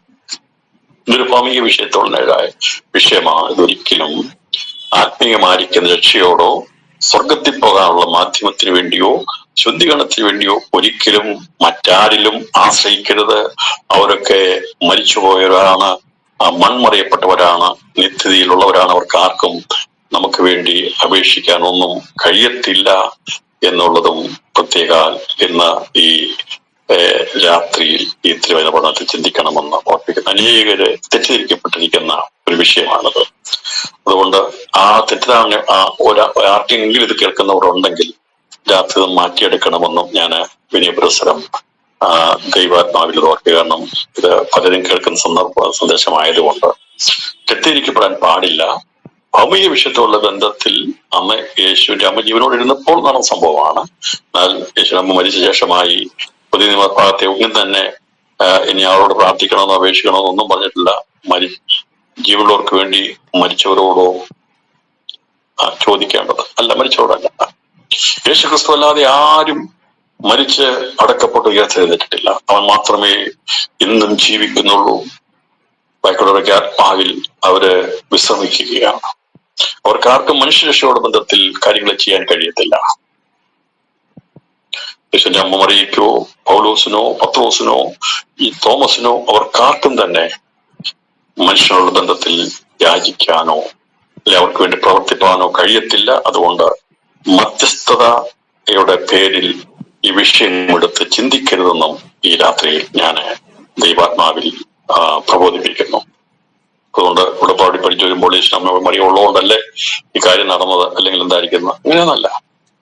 അവിടെ ആ കാര്യം അറിയിക്കാൻ വേണ്ടി ഒരാളുണ്ടായിരുന്നു. അത് അതൊക്കെ പറഞ്ഞു കഴിഞ്ഞപ്പോൾ യേശുവിന്റെ അമ്മ പറഞ്ഞിട്ട് പോയത് ശുശ്രൂഷയോട് പറഞ്ഞു, അവൻ എന്ത് പറഞ്ഞാലും ചെയ്തേക്കണം എന്ന് പറഞ്ഞു. അപ്പോൾ യേശു എന്ത് പറഞ്ഞാലും ചെയ്തേക്കണം എന്ന് പറയാൻ കാരണം അമ്മയ്ക്കറിയാമായിരുന്നു യേശു പറഞ്ഞ അസാധാരണമായ കാര്യമേ പറയുള്ളൂ. കാരണം യേശുവിനെ അറിയാം. ഒരുപക്ഷെ ബുദ്ധിക്ക് എല്ലാവരും അംഗീകരിക്കുന്ന രീതിയിലുള്ള കാര്യമായിരിക്കുക അല്ല യേശു പറയുന്നത്. അങ്ങനെ പറഞ്ഞാൽ പോലും നിങ്ങൾ അതിന് എതിർ പറയരുത് എന്ന് അവരോട് പറഞ്ഞിട്ടാണ് അവിടുന്ന് മറിയ പോയത്. അപ്പൊ ഈ ശുശ്രൂഷക്കാരിങ്ങനെ ഇവര് നിൽക്കുമ്പോൾ 6 കൽപാത്രങ്ങളും യേശുവും ശുശ്രൂഷക്കാരുമുള്ള ഒരു സ്ഥലം യേശു ശിഷ്യന്മാരും അടുത്തുണ്ട്. അപ്പൊ കർത്താവ് പറയുകയാണ്, ഈ 6 കൽപാത്രങ്ങളിൽ ഈ കൽപാത്രങ്ങളിൽ വെള്ളം നിറപ്പി എന്ന് പറയും. ഈ കൽപാത്രങ്ങൾ പറഞ്ഞപ്പോൾ അടുത്ത് നിൽക്കുകയാണ്. അതുകൊണ്ട് ഞാൻ പറഞ്ഞത് യേശു നിൽക്കുന്നത് കൽപാത്രങ്ങളിലാണ് നിൽക്കുന്നത്. ദൂരെയാണ് പറഞ്ഞെങ്കിൽ ആ കൽപാത്രങ്ങൾ എന്ന് പറഞ്ഞാൽ നമ്മളെങ്ങനെയാ പറയുന്നത്, ഇവിടെ ഈ കൽപാത്രങ്ങളിൽ ഇവിടെ ഇരിക്കുന്ന ഗ്ലാസ് എടുക്കാൻ പറയും. അവിടെയാണെങ്കിൽ പറയുന്നത് അവിടെ ഇരിക്കുന്ന ഗ്ലാസ് നിറയ്ക്കാൻ പറയും. അപ്പൊ യേശു ഇവിടെ നിൽക്കുന്നത് കൽപാത്രങ്ങളുടെ നടക്കാൻ നിൽക്കുന്നത്. അപ്പോൾ കർത്താവിന്റെ അടുത്ത് അമ്മ എന്ന് പറഞ്ഞതുകൊണ്ടല്ല യേശുവിന് അവിടെ എത്തുന്നതിന് മുമ്പ് വീഞ്ഞു വീട്ടിലേക്ക് ചെല്ലുമ്പോൾ ശിഷ്യന്മാരെയും കൊണ്ട് പോകുമ്പോൾ അതിൽ സ്നേഹത്തിന്റെ വീടാക്കി മാറ്റുവാൻ വേണ്ടി അവൻ അസാധാരണമായിരിക്കുന്ന ഇപ്പോൾ യാതൊരു പ്രയോജനമില്ലാതിരിക്കുന്ന കൽപ്പാത്രങ്ങളുടെ അടിയിൽ പോയി നിൽക്കുകയാണ്.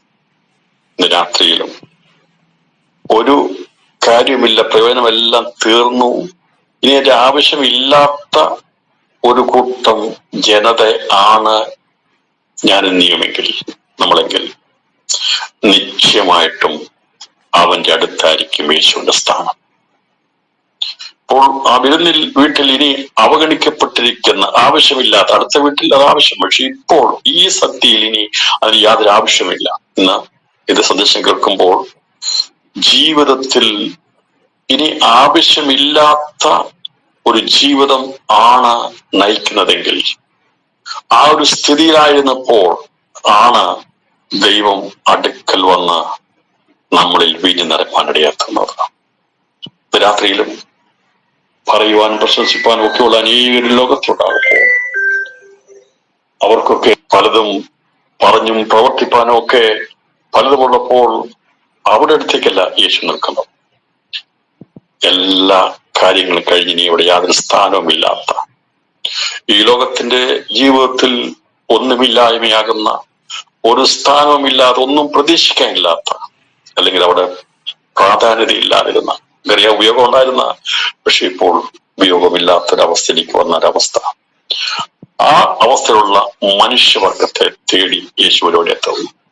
അപ്പോൾ വാസ്തവത്തിൽ ദൈവം നിറച്ചതായിരുന്നു ആദത്തെയും ഹവ്വയും.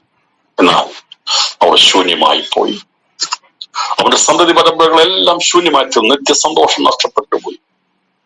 ശൂന്യമായി തീർന്ന കൽപാത്രങ്ങൾ അവിടെ ഇരിക്കുമ്പോൾ മനുഷ്യവംശത്തെ മുഴുവൻ വെളിപ്പെടുത്തുകയാണ്. ദൈവം നിറച്ച് ദൈവ തേജസ് ഉണ്ടായിരുന്ന ആദത്തിൽ നിന്നും ഹവ്വയിൽ നിന്നും ഉരുവായി തീർന്ന മനുഷ്യവംശം മുഴുവനും തേജസ്സില്ലാത്തവരായി നമ്മൾ ഒരു കാലത്ത് ഉപയോഗിക്കപ്പെട്ടതാണ്. പക്ഷെ ഇപ്പോൾ ഈ സന്ദർഭത്തിൽ അതിന് പ്രാധാന്യതയില്ലാതെ ഒരു അവസ്ഥയിലേക്ക് മാറ്റപ്പെട്ടു. ആ സന്ദർഭത്തിലാണ് യേശു കൽപാത്രങ്ങളിൽ നിൽക്കുവാൻ എത്തുന്നത്. അതുകൊണ്ട് അവരോട് പറഞ്ഞു, നിങ്ങൾ ഈ കൽപാത്രങ്ങളിൽ വെള്ളം നിറപ്പീൻ എന്ന് പറഞ്ഞപ്പോ അവർ മനസ്സോടെ അല്ല ചെയ്തത്. അവിടെ ഒരു അനുസരണം വ്യാപരിക്കുകയാണ്, സ്നേഹത്തിന്റെ ശക്തി വ്യാപരിക്കുക. യേശു ഉള്ളിടത്ത് സ്നേഹത്തിന്റെ അനുസരണത്തിന്റെ ശക്തി വ്യാപരിക്കുന്നു. അവന്റെ ശബ്ദത്തിന് കേട്ടപ്പോൾ വെള്ളം നിറപ്പീനെന്ന് പറഞ്ഞപ്പോൾ അവരെന്ത് ചെയ്യുന്നറിയാമോ? അവർ വളരെ തിടുക്കത്തോടെ സന്തോഷത്തോടെ ആ ശബ്ദം കേട്ടപ്പോൾ അവർ ഇത്രയും മതിയോ എന്ന് പറഞ്ഞ് നിൽക്കുകയല്ല ചെയ്തത്. ഞാൻ വിചാരിക്കുന്നത് വെള്ളം കോരി ശുശ്രൂഷക്കാർക്ക് യേശുവിന്റെ ശബ്ദം കേട്ടപ്പോൾ പ്രത്യേക ഒരു ഊർജം വരുവാനിടയായി തീർന്നു. രാത്രിയിലും യേശുവിന്റെ സന്ദേശം കേൾക്കുമ്പോൾ നമ്മുടെ അകത്ത് മടിപ്പുണ്ടാകുവാൻ പാടില്ല, ഒരു ഊർജമുണ്ടാകണം. യേശു എന്ത് പറഞ്ഞാലും അത് ചെയ്യാനുള്ള ഒരു ഊർജസ്വലത ഉണ്ടായിരിക്കണം. അതുകൊണ്ടാണ് ഇവിടെ പറഞ്ഞിരിക്കുന്നത്, അവർ വക്കോളവും നിറച്ചു. കോരിയവർക്കാർക്കും ഒരു ക്ഷീണമോ മടിപ്പോ ചോദ്യമോ ഇല്ലാതെ ആ വീഞ്ഞ്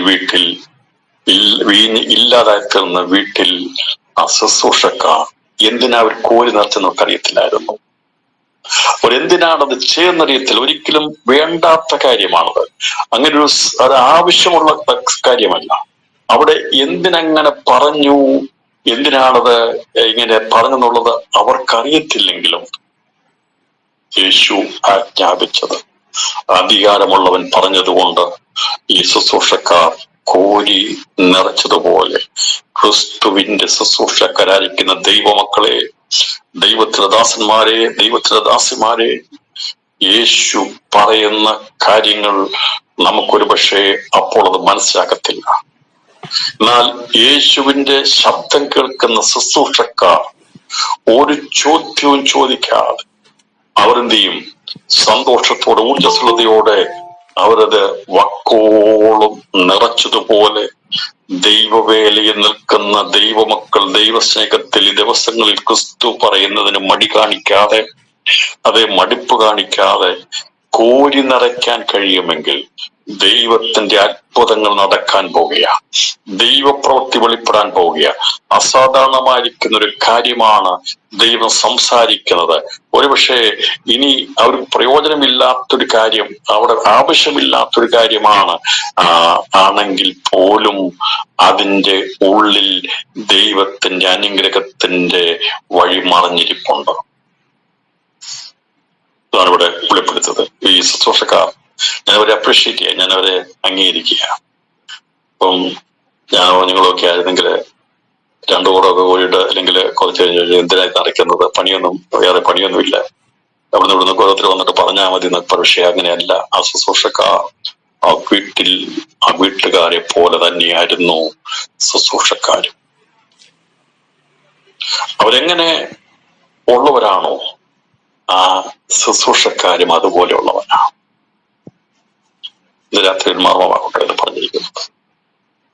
അപ്പോൾ ക്രിസ്തുവിന്റെ ശുശ്രൂഷക്കാർ വെള്ളം കോരുന്ന ഞാൻ ആ സന്ദർഭത്തിൽ പറയുന്നത്, അവര് യേശു പറഞ്ഞത് ചെയ്യാൻ തയ്യാറെന്ന ശുശ്രൂഷക്കാരായി. അവരത് വേഗത്തിൽ ഒരു അക്ഷരം പോലും അങ്ങോട്ടും ഇങ്ങോട്ടും ചോദിക്കാതെ, പരിഹസിക്കാതെ, ചിരിക്കാതെ. നമുക്കറിയാം, അസാധാരണ കാര്യം പറഞ്ഞാൽ എന്തായാലും ഒരു ചിരിയും തമാശയും കളിയൊക്കെ ഉണ്ടാകും, ഉള്ളിലെങ്കിലും ഉണ്ടാകും. പക്ഷെ ഞാനിവിടെ ഇത് വായിച്ചപ്പോൾ എനിക്ക് മനസ്സിലായത്, ഇവർക്ക് മറ്റൊന്നും പ്രശ്നമല്ലായിരുന്നു. ആരുടെയും മുമ്പിൽ അവര് അതൊന്നും നോക്കിയുമില്ല. എന്തിനാ നിങ്ങൾ ഇനി വെള്ളം കോരി നിറയ്ക്കുന്നതെന്ന് പലരും ചോദിച്ചാലും അവരതൊന്നും മൈൻഡ് ചെയ്തില്ല, അവരത് ശ്രദ്ധിച്ചില്ല. അവർ ശ്രദ്ധിച്ചത് ക്രിസ്തുവിന്റെ വാക്കില. യേശു പറയുന്ന വാക്കിൽ മാത്രം നമ്മൾ ശ്രദ്ധിച്ചാൽ മതി. നീ എന്തിനാ ഇത് ചെയ്യുന്നു ചോദിച്ച് പലരും ഒരുപക്ഷെ ചോദിച്ചു കാണും, എന്തിനാ ഇനി നിങ്ങൾ വെള്ളം കോരി നിറയ്ക്കുന്നതിന്റെ ആവശ്യമുണ്ടോ എന്ന് ചോദിക്കുമ്പോൾ അതിന്റെ പിമ്പിൽ അവർക്കറിയാമായിരുന്നു, എന്നോട് സംസാരിച്ചവന്റെ ശബ്ദത്തിന് മുമ്പിൽ എനിക്കനുസരിക്കാതിരിക്കാൻ കഴിയത്തില്ല. രാത്രികളിൽ കേൾക്കുന്ന പ്രിയപ്പെട്ടവര്, അനുസരണമുള്ള, സ്നേഹമുള്ള ഒരു അന്തരീക്ഷം അവിടെ വ്യാപരിപ്പാനിടയാത്തുന്നു. എവിടെ അനുസരണമുണ്ടോ അവിടെ സ്നേഹമുണ്ട്, അവിടെ അത്ഭുതങ്ങൾ നടന്നിരിക്കും. രാത്രിയിലും ഈ സന്ദേശം ഞാൻ കൈമാറുമ്പോൾ എവിടെ ദൈവിക ഐക്യതയുണ്ടോ, ദൈവസ്നേഹമുണ്ടോ, പിറുപിറുപ്പില്ലായ്മയുണ്ടോ, ഒന്നിച്ചു ചേർന്ന് നിൽക്കാൻ കഴിയുമോ, അവിടെയാണ് ദൈവം അത്ഭുതം പ്രവർത്തിക്കുന്നത്. ഇത് ഈ വീട്ടുകാര് അറിഞ്ഞിട്ടില്ല, ഇവരൊന്നും അറിഞ്ഞിട്ടില്ല, മറ്റാരും അറിഞ്ഞിട്ടില്ല. പക്ഷെ ആ വീട്ടിൽ വന്നിരിക്കുന്ന ശുശ്രൂഷക്കാർ അവരുടെ ബന്ധുക്കളൊന്നും അല്ല. പക്ഷെ എങ്കിലും അവരവിടെ വന്നപ്പോൾ അവരെന്ത് ജോലി ചെയ്യണമോ അതവർ ചെയ്യുവാൻ തയ്യാറായതുപോലെ ദിവസങ്ങളിൽ നാമും ദൈവരാജ്യത്തിന്റെ ശുശ്രൂഷക്കാരാകുമ്പോൾ ദൈവം കൽപ്പിക്കുന്നത് ചെയ്യുവാൻ ഒരുങ്ങി നിന്ന ദിവസങ്ങളിൽ ചില വീഞ്ഞിന്റെ അനുഭവം ഉണ്ടാക്കാൻ പോവുകയാണ്. മറുതലിച്ച് നിൽക്കുകയല്ല ചെയ്യേണ്ടത്, ബുദ്ധി കൊണ്ട് ചോദിക്കുകയല്ല ചെയ്യേണ്ടത്, ഊർജ്ജസ്വലതയോടുകൂടി ചെയ്യുവാൻ നമുക്ക് ദിവസങ്ങളിൽ ഏൽപ്പിച്ചു കൊടുക്കാം. നീ എന്തിനാ പ്രാർത്ഥിക്കുന്നത്? ഇത്രയും പ്രാർത്ഥിച്ചതല്ലേ, 2.5 വർഷമൊക്കെ സ്ഥിരമായി പ്രാർത്ഥിച്ചതല്ലേ, ഇനി പ്രാർത്ഥിക്കണമോ എന്നൊക്കെ ചിന്ത വരാതെ ഊർജ്ജസ്വലതയോടെ നമുക്ക് പ്രാർത്ഥിക്കാം. അതെ, അസാധാരണമായിരിക്കുന്ന കർത്താവ് പറഞ്ഞത് മടുത്തു പോകാതെ പ്രാർത്ഥിക്കാൻ പറഞ്ഞെങ്കിൽ കർത്താവല്ല പറഞ്ഞു, അതുപോലെ നമുക്ക് ദിവസം മടുപ്പെല്ലാം അങ്ങ് മാറ്റിവെക്കാം. മടുത്തു പോകാതെ നമുക്ക് ദിവസങ്ങളിൽ ദൈവം പറഞ്ഞത് ചെയ്യുവാനുള്ള ഒരു ആത്മപ്രചോദനമായി ഈ കാനാവിലെ കല്യാണത്തിലെ ആ ശുശ്രൂഷക്കാർ നമുക്ക് മാതൃകയായി നിൽക്കുന്നു. പക്ഷേ ശുശ്രൂഷക്കാരെ കുറിച്ച് ആരും ഇത്രയും കേട്ടിട്ടില്ലായിരിക്കും, പറഞ്ഞു കേട്ടിട്ടില്ലായിരിക്കും. പലതും കേട്ടിട്ടുണ്ടെങ്കിലും ശുശ്രൂഷക്കാരുടെ ആ പങ്കാളിത്തത്തെ കുറിച്ച് ഞാൻ വിചാരിക്കുന്നു ഇവിടുത്തെ ഏറ്റവും പ്രാധാന്യത ഉള്ളത് ആ ശുശ്രൂഷക്കാർ. പ്രിയപ്പെട്ടവരെ, നമ്മളെ ലോകത്തിൽ ആരും അറിയത്തില്ലെങ്കിൽ ക്രിസ്തുവിന്റെ ശുശ്രൂഷക്കാരാണെങ്കിൽ അവനനുസരിച്ചാൽ മറ്റാരും അറിയണ്ട, നമ്മളെ ഏൽപ്പിച്ച ദൗത്യം ചെയ്താൽ മതി, ദിവസങ്ങളിൽ നിറവിന്റെ അനുഭവം ഉണ്ടാക്കാൻ പോകുക. ഇവര് അത് കോരി നിറച്ചപ്പോൾ വളരെ ആവേശത്തോടെ ഞാൻ വിചാരിക്കുന്നത് ദൈവാത്മാവ് അവരെ സ്പർശിച്ചു, അവരോട് ഇടപെട്ടു. മനസ്സിന്റെ ഉള്ളിൽ യേശുവിന്റെ ശബ്ദം വീണ് കഴിഞ്ഞപ്പോ അവര് വളരെ താല്പര്യത്തോടെ വേഗത്തിൽ എന്ത് ചെയ്തു? വെള്ളം കോരി. ഏകദേശം 90 ലിറ്റർ, 2-3 പറഞ്ഞാൽ ഏകദേശം 90 ലിറ്റർ വെള്ളം കൊള്ളുന്നതാണ്. അപ്പം അതിന്റെ അർത്ഥം എന്ന് പറയുമ്പോൾ ഏകദേശം 6 കൽപ്പാത്രം പറയുമ്പോൾ നമുക്കറിയാം ഊച്ചെടുക്കാൻ അത്രയുള്ള 600, ഏകദേശം 500-600 ലിറ്റർ വെള്ളം കൊള്ളുന്ന കൽപ്പാത്രങ്ങൾ നിറയ്ക്കുകയാണ്. ഇത് തീർന്നതായി, വെള്ളം ഉപയോഗിച്ച് വേണ്ടെന്നുള്ള രീതിയിൽ നിറയ്ക്കാതിരിക്കുന്ന ഒരു സന്ദർഭത്തിലാണ് യേശു പറയുന്നത് നിറയ്ക്കാൻ പറയുന്നത്. ഇവരെന്ത് ചെയ്തു? കോരി, അതുവരെ കോരി ഒഴിച്ചതുപോലെ അല്ല ഒഴിച്ചത്. യേശു പറഞ്ഞത് അത് അത് നിറപ്പീനെന്ന് പറഞ്ഞപ്പോൾ ഇവരാ ഒഴുകിപ്പോകുന്ന നിലവാരം വരെ വക്കോളം നിറച്ചു. യേശുവിടെ പ്രവൃത്തിയെ നോക്കി നിൽക്കുക. രാത്രി ദൈവം നമ്മുടെ പ്രവൃത്തിയെ നോക്കുകയാണ്. അവന്റെ ആജ്ഞ കേട്ട് അനുസരിക്കുന്ന അനുഭവം ഉണ്ടെങ്കിൽ ദൈവം അടുത്തത് നമ്മളോട് പറയും. ഇത്രയും അടുത്തത് കേൾക്കാൻ കഴിയാത്തതിന്റെ കാരണം പ്രിയപ്പെട്ടവരെ നാം മടി കാണിക്കുന്നത് കൊണ്ടാണ്. നാം ദൈവവചനത്തോട് വേണ്ട രീതിയിൽ പ്രതികരിക്കാത്തത് കൊണ്ടാണ് നമുക്ക് അടുത്തത് കേൾക്കാൻ കഴിയാത്തത്. എന്നാൽ യേശുവിന്റെ അടുത്ത സന്ദേശം കേൾക്കണമെങ്കിൽ, അടുത്ത ശബ്ദം നമ്മൾ കേൾക്കണമെങ്കിൽ അത് അനുസരിച്ചെങ്കിൽ മാത്രമേ അടുത്തത് കേൾക്കുകയുള്ളൂ. ഇവര് വക്കോളം നിറച്ചപ്പോൾ യേശു നിർബന്ധിച്ചൊന്നുമില്ല. യേശു ഒറ്റ വാക്ക് പറഞ്ഞുള്ളൂ, ഇത് കോരി നിറപ്പിയെന്ന് പറഞ്ഞു. അവർക്ക് വേണമെങ്കിൽ 125 ചോദിക്കാം, ആവശ്യമില്ല. എന്റെ ശുദ്ധിയുടെ നിയമം അനുസരിച്ച് എല്ലാവരും കയറിപ്പോയത് ഇനി ആവശ്യമുള്ളതല്ല. ഞാൻ പറഞ്ഞല്ലോ, ഒരിക്കലും ചിന്തിക്കാത്ത, ആവശ്യമില്ലാത്ത ഒരു കാര്യമാണെന്ന് വിചാരിച്ച് മാറി നിൽക്കാമായിരുന്നു. പക്ഷെ ആ വീടിന്റെ അകത്ത് ദൈവത്തിന്റെ സ്നേഹത്തിന്റെ ശക്തി വ്യാപരിക്കുന്നുണ്ടായിരുന്നു, അനുസരണ ശക്തി വ്യാപരിക്കുന്നുണ്ടായിരുന്നു. യേശു എവിടെയുണ്ടോ, യേശു ക്ഷണിക്കപ്പെട്ട ഏത് വീടുണ്ടോ അവിടെ അനുസരണം ഉണ്ടായിരിക്കും, സ്നേഹമുണ്ടായിരിക്കും, അവിടെ അത്ഭുതം നടന്നിരിക്കും. യേശുവിന്റെ സാന്നിധ്യമുള്ളവർക്ക് അനുസരണം ഉണ്ടാകും. അനുസരണക്കേടിന്റെ ആകാശത്തിൽ അനുസരണക്കേടിന്റെ മക്കളിൽ വ്യാപരിക്കുന്ന പൈശാചിക ശക്തി മാറിപ്പോകും. അവിടെ അനുസരണത്തിന്റെ ശക്തി വ്യാപരിക്കും. അതാണ് വീഞ്ഞു വീട്ടിന്റെ അനുഭവം ഉണ്ടാക്കുന്നത്. ഏതെങ്കിലും കാര്യത്തിൽ നിന്ന് നിങ്ങൾ നിരാശപ്പെട്ടും മനസ്സുമടുത്തും തകർന്നുകൊണ്ടേയിരിക്കുന്നെങ്കിൽ ഈ കാനാവിലെ വീട്ടിലെ ശുശ്രൂഷക്കാരെ ഓർത്താൽ മതി. ഏത് ജോലിയൊക്കെ ചെയ്ത് മടുത്ത് കഴിയുമ്പോൾ ഓർത്താൽ മതി. ഇതിന്റെ ആവശ്യമൊന്നുമില്ല നമ്മൾ വിചാരിക്കും. പക്ഷേ ആവശ്യമില്ലാത്ത കാര്യം പറയുമ്പോഴും അങ്ങ് ചെയ്തു പോകണം. അത് സ്നേഹമാണ്, മറുപടിയൊന്നും ചോദിക്കണ്ട. ഇവിടെ അവരതാ ചെയ്തത്. നിങ്ങൾ ആലോചിച്ച് നോക്കി, നമ്മളൊന്ന് ആലോചിച്ചു കഴിഞ്ഞാൽ അത് ശരിയല്ലേ? ശുശ്രൂഷക്കാർക്ക് ആവശ്യമില്ലാത്തൊരു കാര്യം അല്ലേ? ആ സമയത്ത് ആവശ്യമുള്ളതല്ല. ഇവര് കർത്താവ് പറഞ്ഞതുകൊണ്ട് അവരതനുസരിച്ചു. അത് മാതൃകയായി നമുക്ക് ഇന്ന് രാത്രി ഏറ്റെടുക്കുവാൻ ഇടയാത്തിരട്ടെ. കർത്താവ് ഉള്ള സ്ഥലം, കർത്താവുള്ള സഭ, കർത്താവുള്ള ദേശം, യേശുവുള്ള വീട്, അത് അനുസരണമുള്ളതാണ്, സ്നേഹമുള്ളതാണ്, അനുഗ്രഹമുള്ളതാണ്. അനുസരണവും സ്നേഹവും ബന്ധപ്പെട്ട് കിടക്കുന്നു. അനുസരണവും സ്നേഹവും അനുഗ്രഹവും ബന്ധപ്പെട്ട് കിടക്കുന്ന 3 കാര്യങ്ങളാണ്. വചനമനുസരിച്ച്, ദൈവത്തിന്റെ സ്നേഹത്താൽ വചനമനുസരിച്ച് ജീവിച്ചാൽ അനുഗ്രഹം നിശ്ചയമായും നമ്മുടെ കൽപ്പാർത്ഥങ്ങൾ നിറയുവാൻ തുടങ്ങും. അതിന്റെ അകത്ത് അത് ദൈവനെ മാറ്റിയെടുക്കുവാൻ കഴിയത്തരും. എന്നിട്ട് കർത്താവ് അടുത്ത് പറഞ്ഞത്, ഇപ്പോൾ കോരി വിരുന്നുവാഴിക്ക് കൊണ്ടുപോയി കൊടുപ്പീനെന്ന് അവൻ പറഞ്ഞു. അവർ കൊണ്ടുപോയി കൊടുത്തു. താമസിച്ചില്ല, വെള്ളം കോരി ഒഴിച്ചു. ഉടനെ യേശു പറഞ്ഞു, ഇപ്പോൾ അങ്ങനെയാ പറഞ്ഞിരിക്കുന്നത്, ഇപ്പോൾ കോരി വിരുന്നുവാഴിക്ക് കൊണ്ടുപോയി കൊടുപ്പീൻ എന്ന് അവൻ പറഞ്ഞു. എപ്പോൾ എന്ന് ചോദിച്ചാൽ, ഇപ്പോൾ ഈ വക്കോളം നിറച്ചു കഴിഞ്ഞപ്പോൾ യേശു അടുത്തത് അവരോട് കൽപ്പിച്ചു, നിങ്ങൾ എന്ത് ചെയ്യണം, ഇത് കൊണ്ടുപോയി വിരുന്നുവാഴി കോരി ഇപ്പോൾ വിരുന്നുവാഴിക്ക് കൊണ്ടുപോയി കൊടുപ്പീൻ എന്ന് അവൻ. അതേ സമയമൊന്നും വേണ്ട. നമുക്കറിയാം, മുന്തിരി അതിന്റെ അനുഭവം ഉണ്ടായി വീഞ്ഞാക്കി വരണമെങ്കിൽ സമയം വേണം. ഒരുപാട് സമയമൊന്നും വേണ്ട അല്ലെ? വീഞ്ഞായി വരണമെങ്കിൽ എത്രയോ കാലങ്ങൾ എടുക്കണമെന്നറിയാം. നല്ല മേത്രമായി വീഞ്ഞുണ്ടാക്കണമെങ്കിൽ എത്രയോ കഷ്ടപ്പാടാണ്, എത്ര വർഷങ്ങൾ കാത്തിരിക്കണം. പക്ഷെ നമ്മുടെ കർത്താവിനൊന്നും അസാധ്യമല്ല. അവന് സകലവും സാധ്യമാണ്. അവൻ പറയുന്ന അനുസരിച്ചാൽ മതി, അവനെ സ്നേഹിച്ചാൽ മതി, നിശ്ചയമായിട്ടും അനുഗ്രഹമായി തീരുവാനിടയത്തിൽ. ഇപ്പോൾ ഇത് കൊണ്ടുപോയി, ഇത് കോരി വിരുന്നുവാഴിക്ക് കൊണ്ടുപോയി കൊടുപ്പിക്കുന്നത്. ഒരു വെള്ളം കോരിയ അതേ കരങ്ങൾ തന്നെയാണ് ആ വീടിന്റെ പ്രശ്ന പരിഹാരത്തിന് വേണ്ടി ദൈവം ഉപയോഗിക്കണം.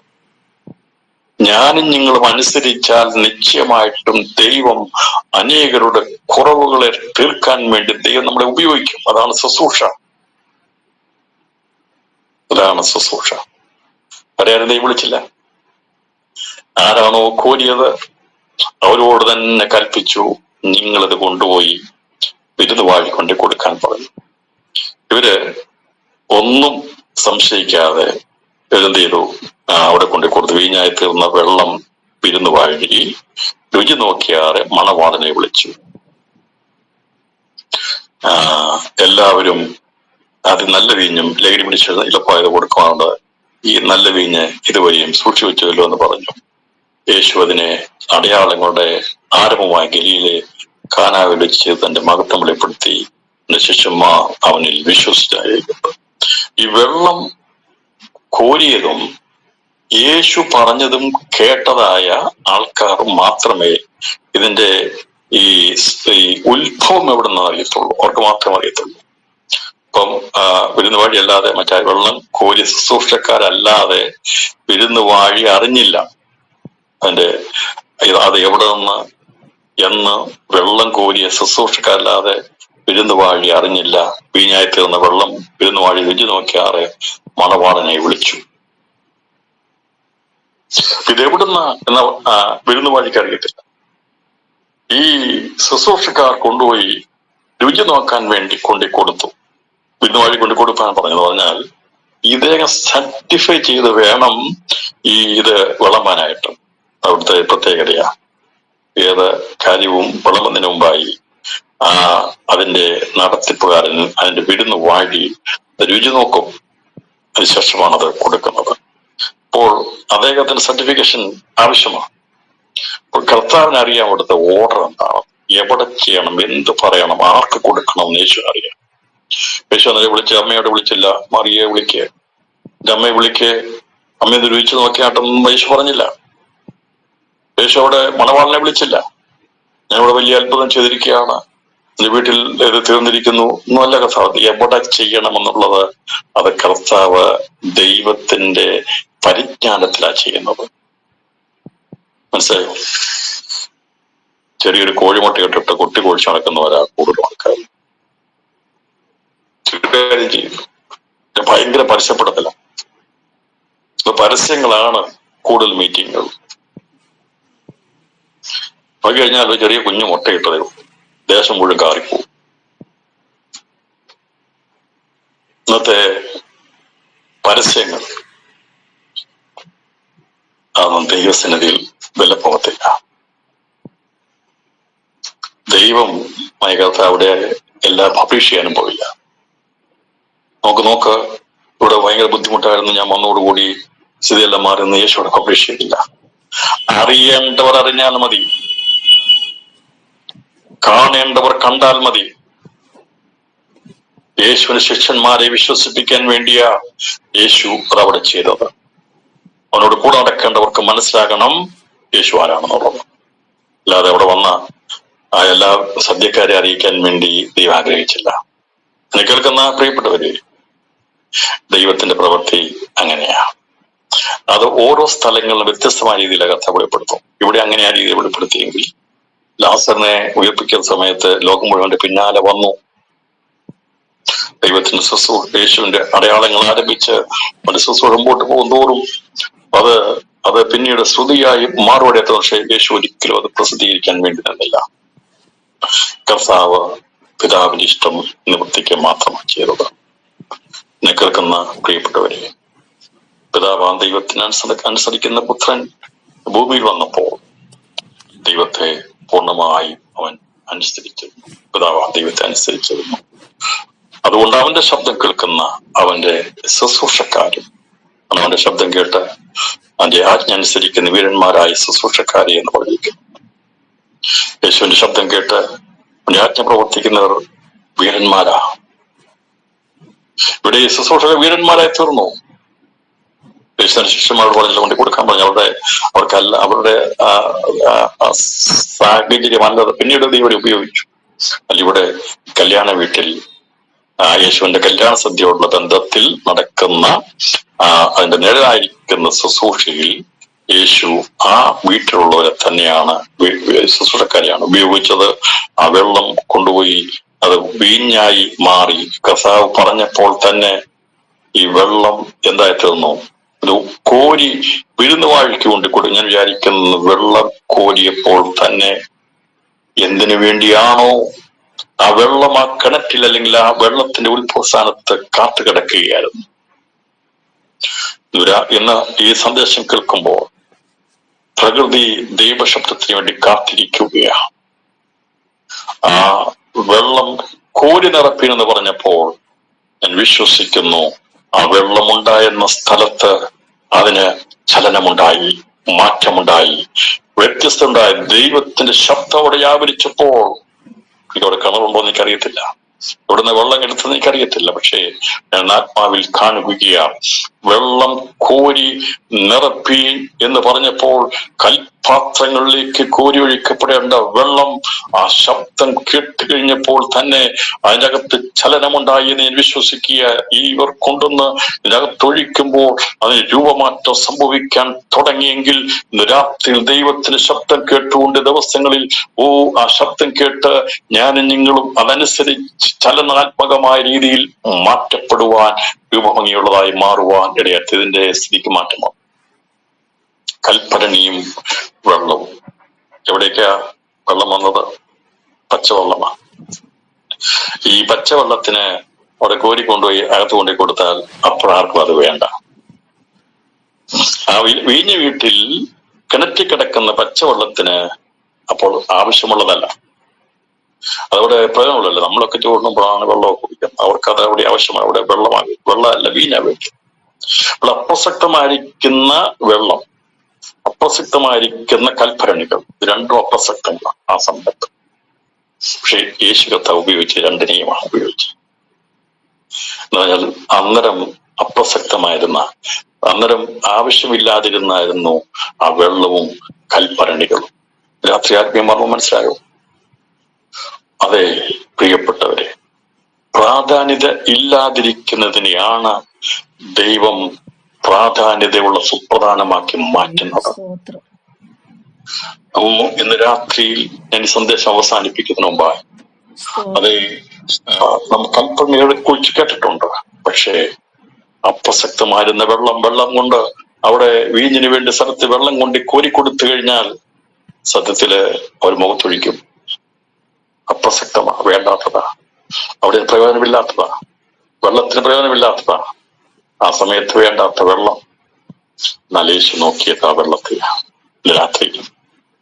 അതെ, നമ്മുടെ അകത്തേക്ക് കൽപ്പണികളായിരിക്കുന്ന എന്നാലും നിങ്ങൾ ശൂന്യമായി പ്രയോജനമില്ലാത്താക്കുന്നു കഴിഞ്ഞപ്പോ അതിലേക്ക് ദൈവം നാം അപ്രസക്തം എന്ന് വിചാരിച്ചിരുന്ന നമ്മുടെ ആത്മാവിനെ പോഷിപ്പിക്കുവാൻ അവന്റെ ശബ്ദം അവിടെ വ്യാപരിക്കുമ്പോൾ അത് വീഞ്ഞായി മാറും.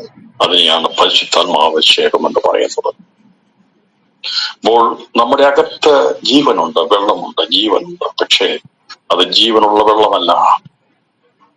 ഈ മനുഷ്യനായിരിക്കുന്ന, പാപം നിറഞ്ഞിരിക്കുന്ന മനുഷ്യന്റെ ഭരണിക്കുള്ളിൽ, ശരീരത്തിനുള്ളിൽ ജീവൻ രക്തമോടുന്നുണ്ട്. പക്ഷേ അത് ആത്മീയ ജീവരക്തമല്ല, ഈ ഭൂമിയിലുള്ള ജീവരക്തമാണ് ഓടിക്കൊണ്ടിരിക്കുന്നത്.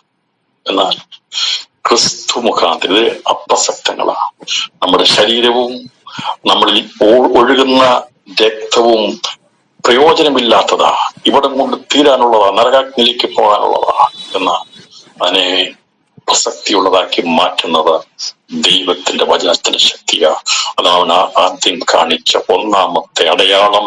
അപ്രസക്തമായിരുന്ന മനുഷ്യ ശരീരത്തെ അവന്റെ ഉള്ളിലേക്ക് ആ ദൈവത്തിന്റെ ആ വചനം വ്യാപരിച്ചു കഴിഞ്ഞപ്പോൾ അത് വീഞ്ഞായി തീർന്നതുപോലെ യോഹന്നാൻ സ്നാപകൻ വിളിച്ചു പറഞ്ഞു, ഇതാ എന്റെ പിന്നാലെ വരുന്നവൻ, എനിക്ക് മുമ്പുള്ളവൻ, അവൻ നിങ്ങളെ പരിശുദ്ധാത്മാവിൽ സ്നാനം കഴിപ്പിക്കുമെന്ന് പറഞ്ഞ യേശു കർത്താവ് പറഞ്ഞ അതേ വചനം ഇവിടെ വെളിപ്പെട്ട് കിട്ടുകയാണ്. കൽഭരണികളിലെ വെള്ളം അത് വീഞ്ഞായി തീരുവാനെത്തുന്നു. രണ്ടും അപ്രസക്തങ്ങളായിരുന്നു. ആ സമയത്ത് ആ വിരുന്ന് വീട്ടിൽ കൽഭരണിയുടെ ആവശ്യമില്ല, അവിടെ വെള്ളത്തിന്റെ ആവശ്യകതയില്ല. അത് രണ്ടിനും പ്രയോജനമില്ലാത്തതാണ്. എന്നാൽ ആ പ്രയോജനമില്ലാത്തതിനെ സുപ്രധാനമാക്കി മാറ്റുന്ന ദൈവത്തിന്റെ പ്രവർത്തിക്കായി രാത്രി ഞാൻ സ്തോത്രം ചെയ്യുന്നു. അതേ, മനുഷ്യകുലത്തിൽ, മനുഷ്യവംശത്തിൽ ആർക്കും വേണ്ടാതെ അപ്രസക്തങ്ങളായി കിടക്കുന്ന, പ്രയോജനമില്ലാത്ത ഈ കാലഘട്ടത്തിൽ മോശന്മാരെന്ന് വിചാരിക്കുന്നവരുടെ മേൽ ദൈവത്തിന്റെ ശക്തി വ്യാപരിക്കുമ്പോൾ ദൈവം അവരെ അവന്റെ മണവാട്ടിയാക്കി മാറ്റം നല്ല വീഞ്ഞായി വ്യാപരിക്കുമെന്നുള്ള ദൂത് രാത്രി ഞാൻ കൈമാറുകയാണ്. ലോകത്തിന്റെ മോശന്മാർ, ലോകത്തിൽ ഒന്നും വെറുക്കപ്പെട്ടവർ, അല്ലെങ്കിൽ ഈ സാഹചര്യത്തിൽ, ഈ സന്ദർഭത്തിൽ, ഈ കാലഘട്ടത്തിൽ പ്രയോജനമില്ലാത്തവരാ ലോകം നോക്കുമ്പോൾ, മോശന്മാരാ. ദൈവം പറഞ്ഞു, എനിക്ക് അങ്ങനെയുള്ളവരെ വേണ്ടിയത്. എല്ലാ കണ്ണുകളും ദൈവസാരെ കൊണ്ടാട്ട്. നാം അല്പസമയം പ്രാർത്ഥിക്കാൻ പോകുക. അതെ, നീ അപ്രസക്തിയാണോ? നീ വേണ്ടപ്പെടാത്ത അവസ്ഥയിലായിരുന്നു. അതെ, കൽപ്പരണിയിൽ പ്രയോജനമുള്ളതായിരുന്നു, പക്ഷേ അതിൽ ശൂന്യമായി തീർന്നു. വെള്ളവും പ്രയോജനമില്ലാത്തതാണ്, ആ സമയത്ത് ആവശ്യമില്ലാത്തതാണ്.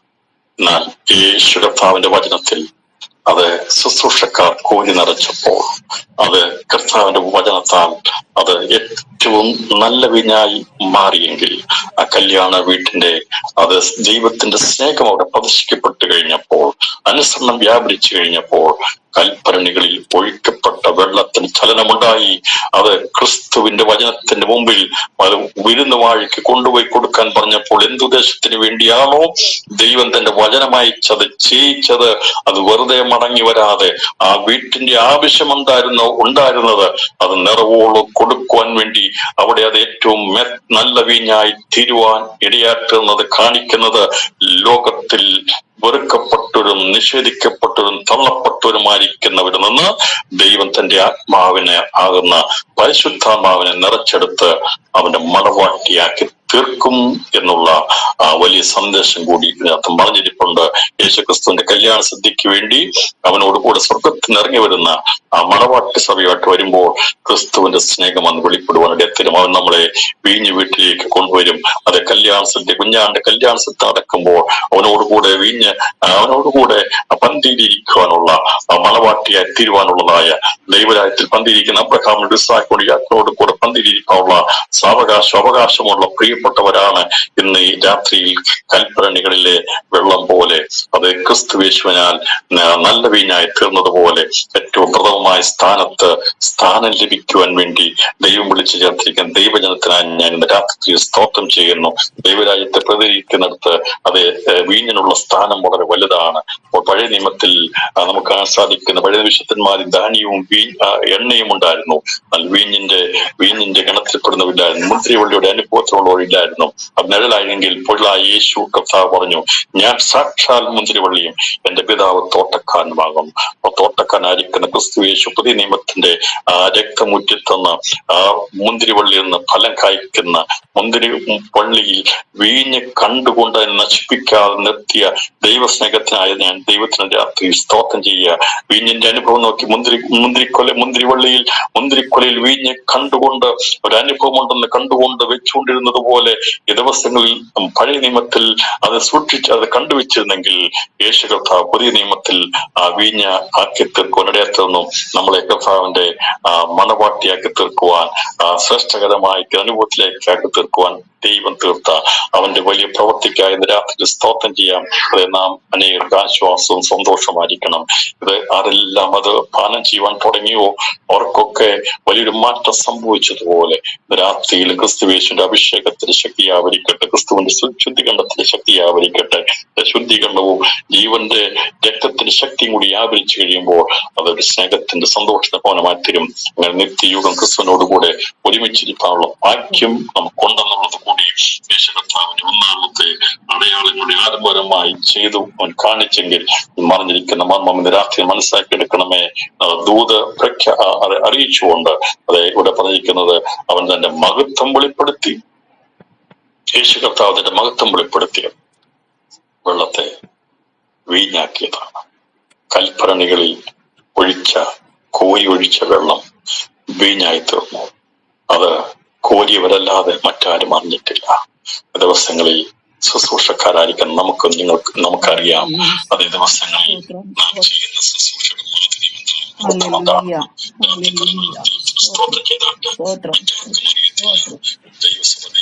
ദൈവദാസന്മാർ ചെയ്യുന്ന ശുശ്രൂഷ എന്താണ്? സന്തോഷിപ്പിക്കുന്ന ദൈവസഭയുടെ സ്നേഹത്തിന്റെ സർക്കാർ അതെ കർത്താവ് നമ്മുടെ വീഞ്ഞു വീട്ടിൽ കൊണ്ടുവരും.